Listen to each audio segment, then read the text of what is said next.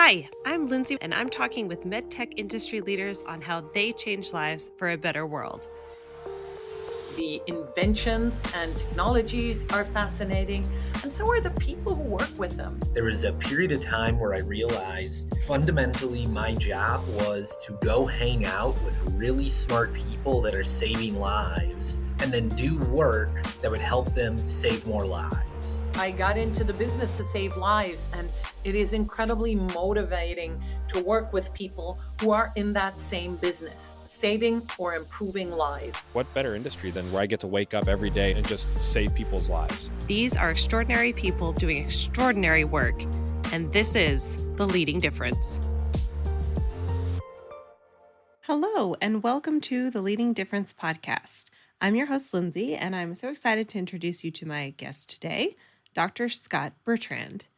Scott is the inventor of the AllCore360 therapy optimization platform and currently the Chief Research Officer with AllCore360 America. He is retired after 35 years of caring for the chiropractic needs of a wonderful community in South Atlanta. He is a proud 101st Airborne veteran and honored member of Mensa, but most importantly, he's married to his wonderful wife, Lori, has two incredible children, Stephanie and Luke, who have blessed him forever with 5 precious grandchildren. Well, thank you so much for joining us today, Scott. I'm so excited to have you on the show and hear from you. I appreciate the opportunity to speak with your audience and to you. Excellent. I would love if you wouldn't mind starting off by telling me just a little bit about yourself and your background. And let's start there, and then we'll get into some of the other fun things. So let's go back to where probably my Medtech life started. I had 2 separate spinal injuries that kind of thrust me into the healthcare world. One when I was 19 years old, and I had a fracture in my lumbar spine. And when I was 19, I was brought up in a blue-collar, middle-income family, and my parents, believed that medical providers were set next to the Pope. It was whatever they said, whatever they did. That's how we looked at it. And I felt no other way. So I'd injured my spine, and fortunately I wasn't paralyzed at all, but I was definitely beat up and pretty painful. But I went into the therapy process at that time just excited to recover. In my mind, the medical doctor would fix me. That's all. I mean, I knew I was broke, but that was his job, and I believed that's what he would do.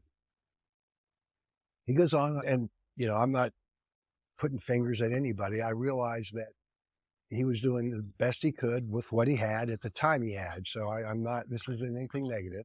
But he refers me to a physical therapist, of course, which we would. I excitedly go to my physical therapist, and instantly he requests me to do things that were incredibly uncomfortable. It's very painful. And I remember kind of leaning back and go, whoa, wait a minute. This probably isn't a good thing. This is quite similar to the let's probably not do that. But, he kept insisting that I needed to do these movements, and these movements were brutal. I was 19. I was an athlete. I had been in the 101st Airborne. I was, I guess you could quote, kind of a tough guy, but, this was incredibly uncomfortable. And I finally, after several visits going back and forth with him and complaining that this was obviously not the right approach, he just looks at me and says, "Hey, you know what, Scott, what you need to do is suck it up." And this really wasn't a suck it up thing. I mean, I know what suck it up is. Yeah. But that really wasn't it. And I was incredibly disappointed. And everything just kind of fell in. Like, oh my gosh, maybe they don't know everything. It was kind of a, oh my gosh moment for me. But I ended up going, this isn't going to work for me. I'm going to have to quit. And so I look over at him, and he takes a stamp and puts non-compliant patient stamp on my file. I remember going, wait a minute, I'm not non-compliant. There's nobody that wants to get healthier than I do. But he released me, and that's my name. I'm a non-compliant patient. So I was really frustrated at that time. And I thought, this is really not right. But what it did do, though, was it focused me in healthcare. I'm a young man, and I'm not sure what my career is going to be. I don't know what I want to do in life exactly, but I went, oh my God, there's some missing links here. And at least I need to know more about it for my own self, my own health. So I started pursuing a career in health, and I ended up going into the chiropractic profession because I had injured my spine. And these people seemed to be the ones that were the spinal professionals. So I go to school, I'm going through this process. I'm learning the spine and the body, the miracle machine we drive, which these are the first kind of really things that are going off in my mind. Gosh, oh my gosh, we're blessed with a miracle and we're just trying to learn how to take care of it. Well, I'm getting ready to graduate from chiropractic school. I'm at my brother's wedding. I dive off a high dive. I shouldn't have been up there to begin with. I hit somebody in the pool and I break my neck. Okay, it's like, oh my gosh, here we are again.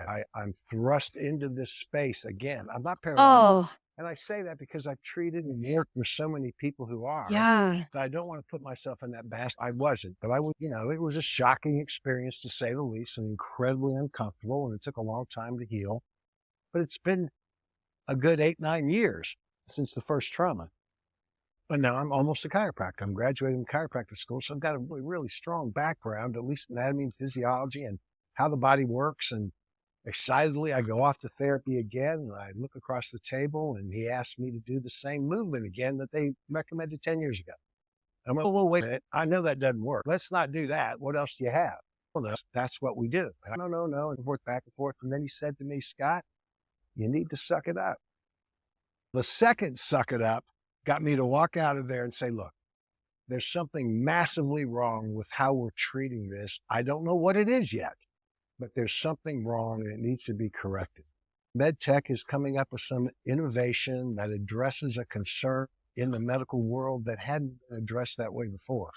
So there's a long process between I have a problem and I'm trying to figure it out and I come up with a solution. I don't want to underestimate the time that requires. There's a long gap of time in there. But then, okay, now we have a solution.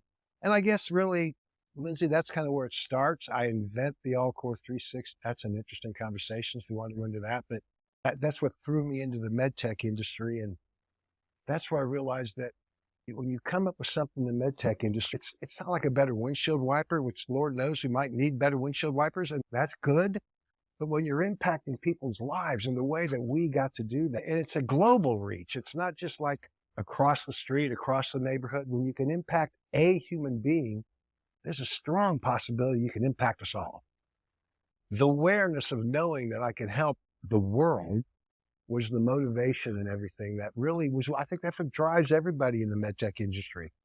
It's an innovation that can impact society in a way that it needs, but it can do it on such a grand scale. And it's not, and I know you have a lot of medtech industry, so I know I'm preaching to the choir, but it's not about money. You'll be rewarded, certainly. You'll spend your money, but I'll never be able to spend the hug from the mother who I took care of their daughter and helped her to walk. Not only I can never spend that, that just gets interest. That just gets better and better. And then they tell somebody else and it grows. And it's just a wonderful industry to be in. Tough, hard, really hard. But oh my gosh, are the rewards amazing. Just anybody in that space and is struggling, and Lord knows I know how hard that is, please don't give up. It's so worth it. We all say, if we could just take care of one person. Well, back to what I said. If you can take care of one person, you could probably take care of them all. And that is pretty exciting. And I've been able to do that. That's where we're at now. It's taken my whole life to get here and decades, but we're here now and we're really, really, really, really proud. And I could not be more happy with the company and our team has been able to do. That was fantastic. I loved hearing it. I love hearing your background and what motivated you to get into this field. So thank you for sharing, especially some of those really personal stories of challenges that you had to overcome, which ended up being the catalyst for this new stage. So I certainly wouldn't wish those injuries upon you by any means, but I want to recognize and thank you for taking those kinds of really challenging periods of your life, but using them as catalysts for good. I think that is very commendable and not easy. No, and I appreciate you saying that. And I kind of joke, but only a little joke, that, this kind of came to me, this invention came to me after months and months of study on all the issues I was trying to resolve. In that kind of hypnagogic state, that's that dream state. It actually came to me in a dream. And when I realized what it was, I realized that was a gift. I'm given this gift. And now the job is to share that gift. That, in medtech, it's a lot easier said than done. But, That's kind of the next step. And, we've been able to do that. We finally have. It's a blessing that I've thoroughly enjoyed. Yes. Yes, absolutely. And like I said, thank you so much for sharing about that. And there's so many questions that I have that popped up from it, but I'll start with, I would just love to hear more about your company now and your incredible device and how it works and how it's changing lives. Oh, wow. Thank you for even giving me the opportunity to share that, because that's unique. And that's why I guess it's an invention. It's not been out there before. So to do this real quickly, the design of the device is to train the core. And when I started, the core was an apple core. People didn't know what cores were. We used to call it the trunk. But anyway, it's the core. And so what we're going to call the core is from the base of your skull to your pelvic floor. That tube of muscles, that is who you are. We plug arms and legs into it. And if you're an animal, of flippers or fins or wings or whatever, but we're all just this tube of muscles that is that core. And so the design of my device is to train that core. And so here's how we do it contemporarily. We take the core, and instead of, really realizing we're a tube, we're a round tube, we call ourselves a box. I'm not sure where we came up with that. But now we say our tube has a front and a back and a right and a left, when tubes don't have front and back and right and left. But for some reason, we called ourselves a square. And that was our first mistake, but we all accepted that, like, okay, our eyes are pointing forward, so let's make our box pointing that way. So what we did is we took the square and we decided what the square could do. The square could bend forward at the waist. It can bend backward at the waist. It can bend to the right at the waist. It can bend to the left at the waist. And we're going to challenge it that way to make it better. I think what happened was people did that and they got better. That kind of works. It wasn't a horrible thought. It was just an incomplete thought. So what the AllCore does is it takes this 360-degree machine. It's really a 360-degree machine that can go in any direction. It can bend and twist in any direction. And it takes it and challenges it in every direction. If we took our box example and bend forward, bend backward, bend right, bend left, that's 4 degrees. That's 4 separate degrees of movement. We've only left out 356. Now, what about all those other movements we just left out? And I'll tell you where one of the lights went off this is kind of what makes it so unique, I believe. We train the core isotonically. And by isotonically, I mean we bend and twist and move. So right now, 99% of the people that run down to their local workout gymnasium center, they go in to do their core and they bend in half. Let's call it like a sit-up. They do sit-ups. When I was like 15, we were doing sit-ups. So that's not anything new. Okay. And then we got really clever and we started calling our sit-ups crunches. That's the same thing. A crunch is a sit-up, but we somehow thought that was even better. And then we went, well, we can make a machine to do that. And then we had a crunch machine. But what we have is the same concept. It's bending in the middle of our bodies. This was one of the oh my gosh moments. One of these things that eureka moments, if you will.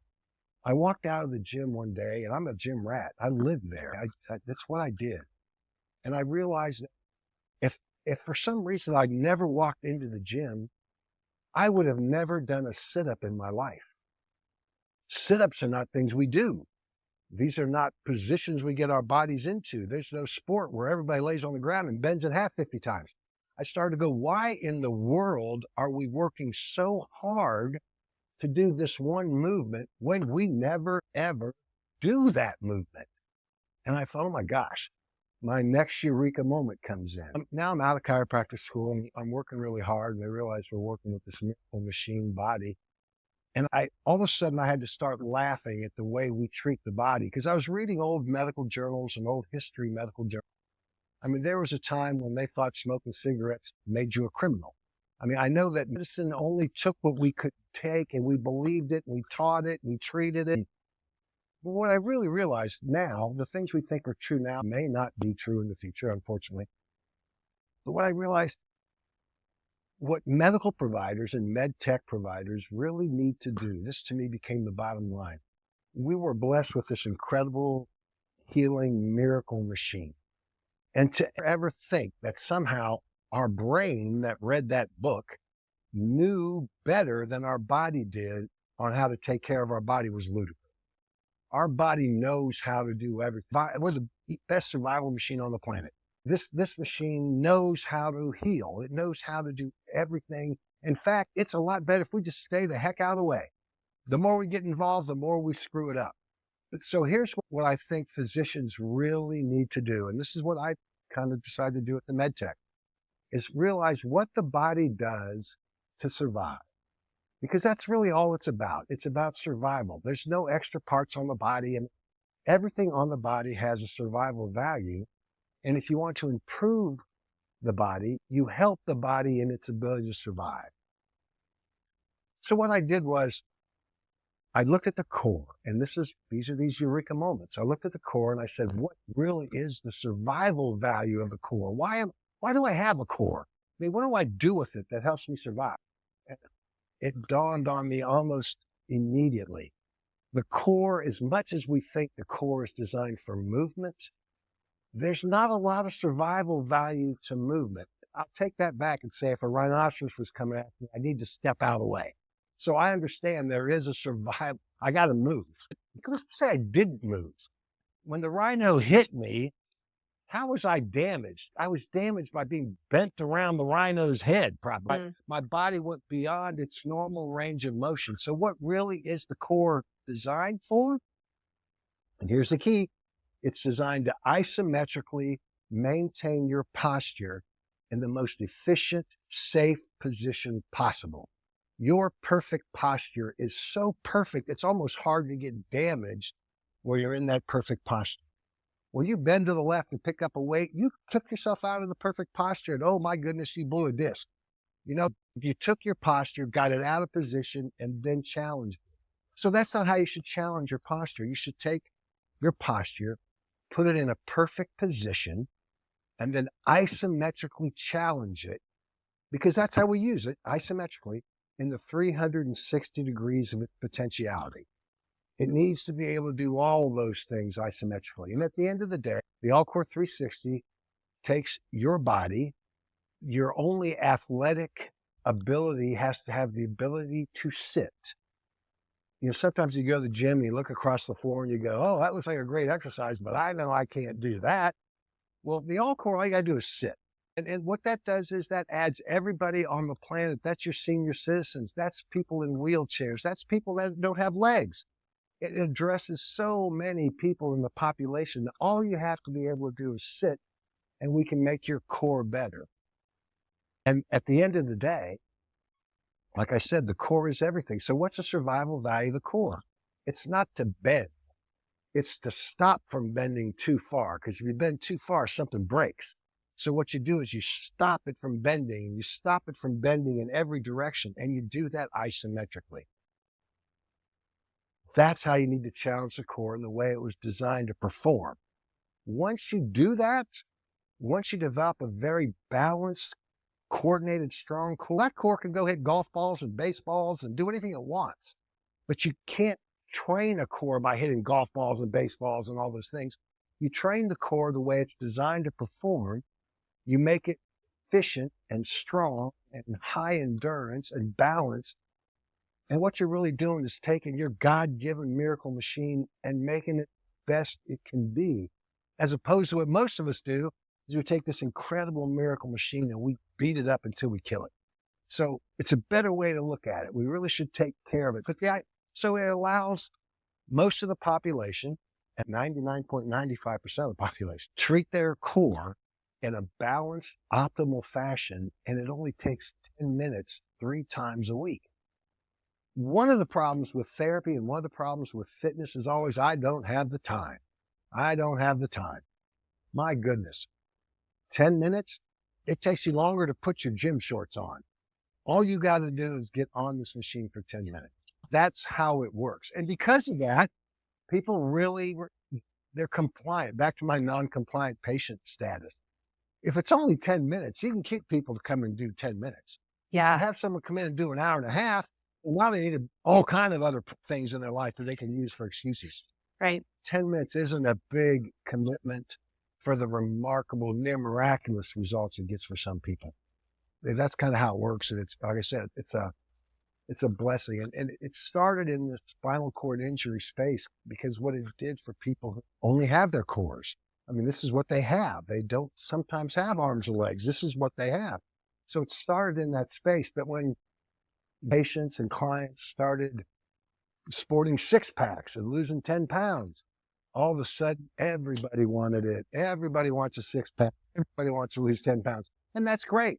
So we definitely are in this spinal cord injury space, this extreme rehab space, this weekend warrior rehab space, but we're also in that elite athlete space, right around colleges, universities, sporting clubs. They're seeing that it's much better to prevent injury than always trying to fix it. Doctors go into the world praying that they get to take care of people and they teach them how not to get hurt. But really what they do, they get thrown into this world of broken bodies. The people that don't take care of their bodies, they don't listen to you, and you never get a chance to teach them even how to take care of it right. So it was an opportunity for us to really impact lives. We don't need a lot of time. We just need you to show up, and it works that way. Wow, that is incredible. And yeah, no, it is incredible. And I love that there are two extremely important case uses for it, more than two. But I was thinking about it in terms of, like you said, injury prevention, just in general, health, well-being, physical optimization versus also then you have right, that's right. Versus also then you also have the treating. Right. Right. Yeah. So I think it's incredible. That opens up, that's a big market.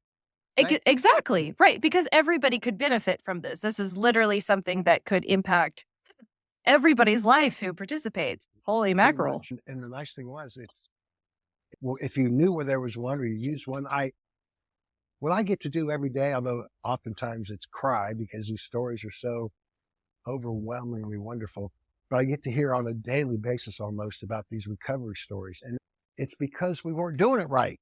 It's not that, I appreciate the fact the AllCore it's my device and our device, and it's doing what we said it would do, but it's the body. The body, if you treat the body right, it just does the right things. It just needs someone to kind of just help it a little bit. It's a miracle. We just need to kind of encourage it sometimes. And that's what this really does.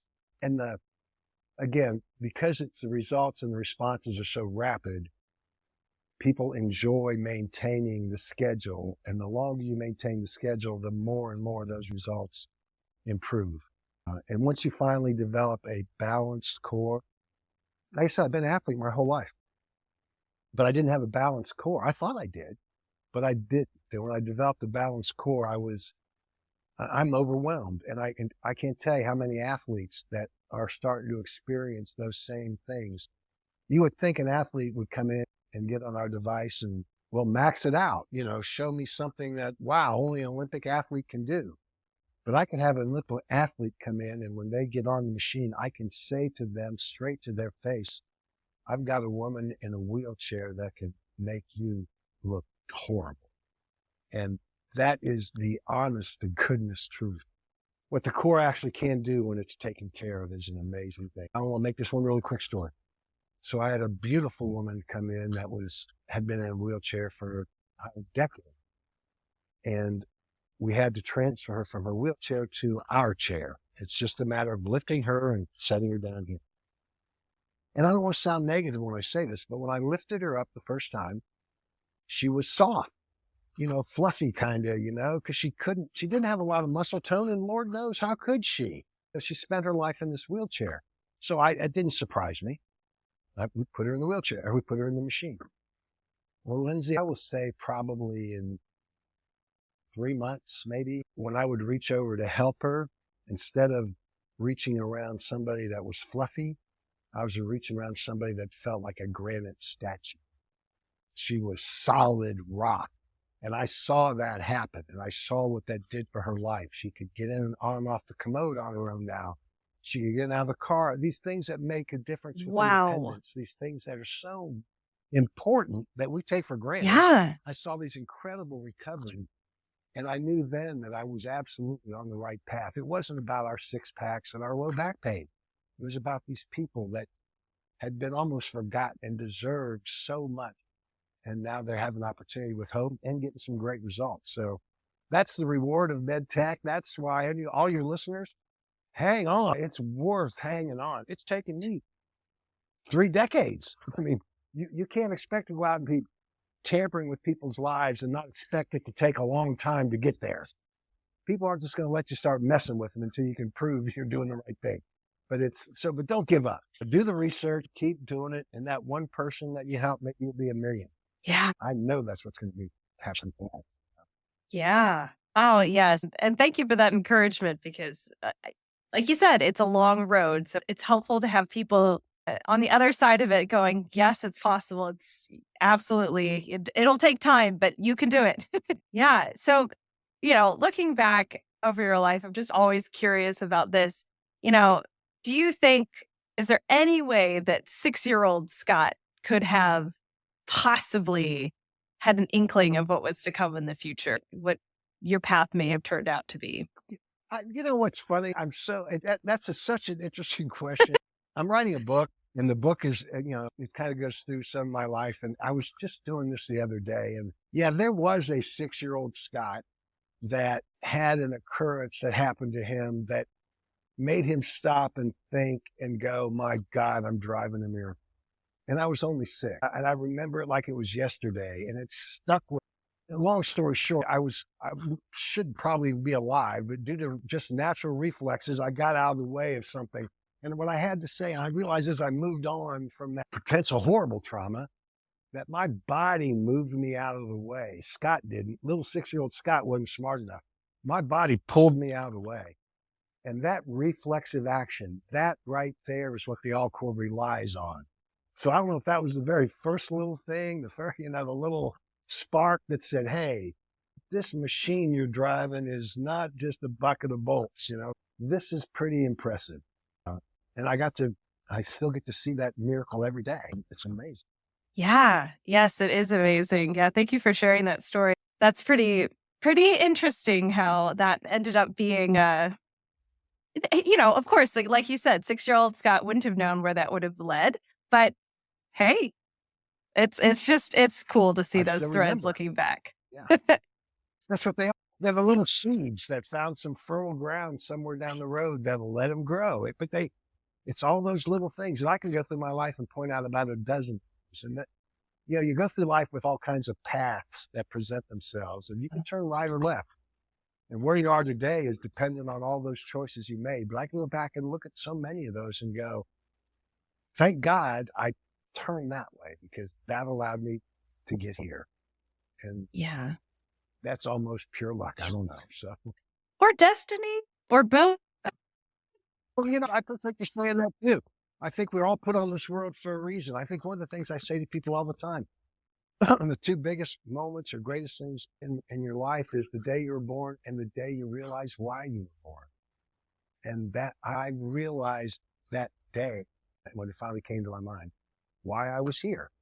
That my job on this planet was to make sure that people knew that there was an alternative. Mm-hmm. And just make sure it happened before I died.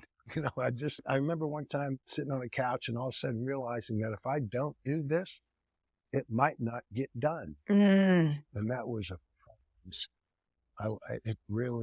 it scared. I was kind of thinking in my mind, someone else will come up with it. And I was okay if somebody else did. I just knew it needed to happen. But also I realized maybe somebody else isn't going to. And I knew it was my job. So yeah. Yeah, that brings up an interesting point. I mean, my initial thought was that quote from Spider-Man where, there's the whole with great power comes great responsibility. Yes. And, and it's not exactly applicable here, but the idea of when you've been presented with a series of challenges that have led you to a possible solution. Yes, I think there is some sort of feeling of, hey, I have this responsibility to help because this isn't just about me anymore. This is about the planet. Who else can I impact if I can bring this successfully? Yeah. And that's probably something really helpful because I'm sure as a founder and and you're leading your company, there are days where it's tough and you have to go back to your why of, why are we here? Why are we, going to all this effort and expense and whatnot? Right. Yeah, exactly. And it's every company. And I think a lot of people we all have dreams, we have dreams. We want to do this and do that, and dreams and goals. And there's all those things, and they all drive us forward, and there's good motivation. Yeah. But when it goes to a mission, when it goes from a dream to a mission, it's a total different thing. A mission is one of those things, you think about it when you go to sleep, but it wakes you up in the morning and starts beating you on the back until you go ahead and get it done. I was almost fearful of if I didn't do it, God was going to throw me off another roof and break something else. I needed to get this done. Oh, no. He's hit me twice. He told me what to do. He's like, pay attention here. You got to get this together. So, but anyway, I did. It took me a little while, but you hit me in the head a few times, I'll wake up. And so we did, and here we are. I love your honesty. That's fantastic. Just in the end, you followed that calling or leading or whatever you want to call it. So there you go. This is so much fun just to hear all of your stories and whatnot, but I want to pivot and take it in a slightly different direction, completely for fun. If you were given the opportunity to teach a masterclass on anything that you want, it can be within your industry, but it doesn't have to be, and you get paid $1 million for this, what would you choose to teach and why? I'd listen to the offer. What I've learned, and I could probably share better than most things, how important perseverance is at the end of the day. It's the ability to focus and not give up. It's that day-to-day responsibilities that lead to the final goal. I just know, like I said before, it's not going to be easy. So if you want something easy, you need to pick something else. But I would think I would just explain to people not only how to persevere, and by that I mean sticking to retaining your vision and your passion, because you are the one who has to protect that vision. And then do everything you can, again, I guess, to make it happen. But you just don't give up. No one said it'd be easy. And you got to do it again tomorrow. But it's there. There is a ladder, and the runs are hard, but one step up is one more than yesterday. And I'll take that. Yeah.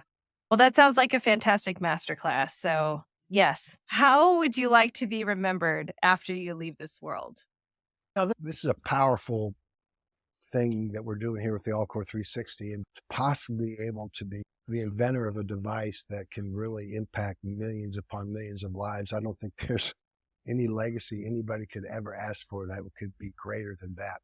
I think what's every bit as important, and I think in Medtech and all these innovative companies really, really know, it took me a while to realize this, you can't do big projects alone. You can't take on gigantic projects of changing the world by yourself.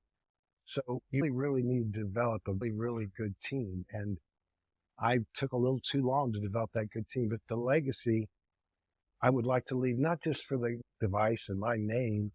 This group took on that mission of changing lives just like I did. And they've invested their energy just like I did. So my legacy needs to include their legacy. They need to be just as proud of changing the world, because they have. And I could not have done it without the help. So it's all of us, it's that legacy. 2 generations from now, their granddaughter needs to say, Daddy, you worked on that, didn't you? Yes, I did. And I want them to have that pride. I really do. That'd be a great legacy. I wouldn't ask for more than that, Yeah, that is a great legacy. Absolutely. And final question, what is one thing that makes you smile every time you see or think about it? Gosh, there's several of those. You obviously can go to the birth of children and grandchildren. Those are hard to beat, but it's not down that line. I'll tell you a really quick story. Try not to make it too long, but it was one of these individuals that had been in a wheelchair and working with me on the device. And like I said, these things are always so rewarding, and I love them so dearly and have many memories. But one night, I will always smile. Girl's name was Lori, and like I said, I love Lori. But so, it's hard to explain, but the device it's a challenging device. And so I could put it at a certain angle and it would be more difficult than maybe the angle you got on. So we could compete. I could do more than you, or you could do more than me. So I was using the device, obviously myself. And so I had a certain range that I went to that I was proud of. In fact, I'm pretty tough. I'm down here. I'm doing a really good job. Well, here comes this gal on the wheelchair. By the way, the gal I'm talking about that turned into a granite statue, it's that gal. But so we start out and I'm way ahead of her. I'm way ahead of her. Of course I am. But then 2 weeks later, she's gaining on me. And 3 weeks later, she's gaining on me. And 6 weeks later, she's on my rear end. And I'm going, oh my gosh. I stopped one day and I just had to look at her and I said, Lori, how in the world are you doing this? Because, I knew where I was at. And she took her finger and put it in my face and went, how are you not? And I will never quit smiling on that day because she struck me to the ground and basically said, here I am sitting in a wheelchair and I'm kicking your rear end. What is your excuse? I mean, she brought me to my knees and I will never forget that. And I will smile because that showed me power that I've never seen. And I only pray I can be as motivated as she is someday, but I will always smile. It was a wonderful day. That is incredible. I love that story. And I also love the fact that makes you smile. That sort of very much, confrontation. And she's going to speak her truth to you. And, you took that as a good thing, as a challenge to keep, doing more of what you can do. She was right. Yeah. Yeah, she was right. And she hit me right where I live. And I thought, I don't think there've been many people on the planet that would even do that or even try that. Yeah. Came right at me. I love her boldness. And I love her dearly for it. That's fantastic. Oh my goodness. This has been so much fun. You are incredibly inspiring. I love hearing what you're doing to really make a difference. I'm so thankful it has made a huge difference for you personally, but then, like you said, all of the ripple effects and all the lives you're touching, I think it's absolutely incredible. So I just want to really, basically say thank you. Thank you for the way that you are choosing to lead your life. And thanks for joining us today. No, guys, I really appreciate it. And I hope on the time we spent, I could leave your listeners with, maybe there is some hope for some of the people so many people I know, people that had a stroke or that are in a wheelchair and loved ones I just want them to know that, hey, reach out, look around. We're growing as fast as I can grow it, but there may be one close by. And I would like to at least try because for some, it's remarkable. Yeah. And I appreciate you giving me the opportunity to share that. Yeah. Yes, of course. We are also so honored to be making a donation on your behalf as a thank you for your time today to Sleep in Heavenly Peace, which is an organization that provides beds for children who don't have any in the United States. And so just thank you for choosing that one in particular to support. And we just wish you continued success as you work to change lives for a better world. Lindsay, I so much appreciate that. And to you, I've enjoyed your podcast. I know you're going to do wonderfully well as you do more and more. Keep me in the loop. And I look forward to talking with you next time. Sounds great. And thank you also to our listeners for tuning in. And if you're feeling as inspired as I am right now, I'd love it if you'd share this episode with a colleague or two. And we will catch you next time. The Leading Difference is brought to you by Valentium. Valentium is a full-service CDMO with 100% in-house capability to design, develop, and manufacture medical devices from Class 2 wearables to Class 3 active implantable medical devices. Valentium specializes in active implantables, leads, programmers, and accessories across a wide range of indications, such as neuromodulation, deep brain stimulation, cardiac management, and diabetes management. Valentium's core competencies include electrical, firmware, and mechanical design, mobile apps, embedded cybersecurity, human factors and usability, automated test systems, systems engineering, and contract manufacturing. Valentium works with clients worldwide, from startups seeking funding to established Fortune 100 companies. Visit Valentium.com to explore your next step in medical device development.